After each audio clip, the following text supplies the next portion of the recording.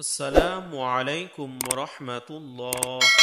সুপ্রিয় দিনী ভাই ও বোনেরা, আজকের ভিডিওতে আপনাদেরকে জানাবো যাদের নামাজ পড়তে ভালো লাগে না, ইবাদত করতে মন চায় না, ছোট্ট এই দোয়াটি পড়ুন, নামাজের প্রতি আগ্রহ বাড়বে, ইবাদত করতে মনে চাইবে। মুসলমানদের পুরো জীবন ইবাদত নির্ভর। ছোট বড় যে কাজই হোক, প্রতিটি কাজ ইবাদত হিসেবে গণ্য হয়।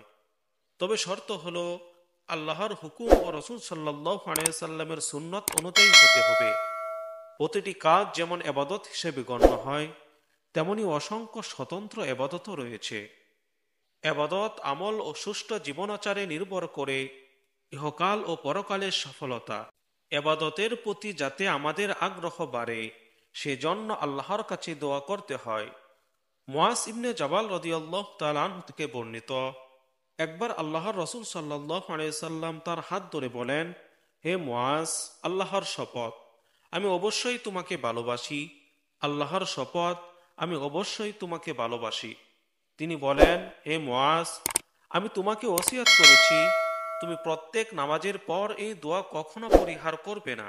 এবাদতে আগ্রহ বাড়ার দোয়াটি হলো, আল্লাহুম্মা আইন্না আলা যিকরিকা ওয়া শুকরিকা ওয়া হুসনি ইবাদিক।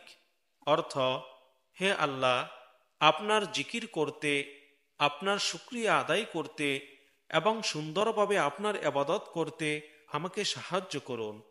আল্লাহ তাআলা আমাদের নিয়মিত এই আমল করার তৌফিক দান করুন। তার ইবাদত বন্দিগিতে আমাদের জীবন সিক্ত রাখুন। আমিন।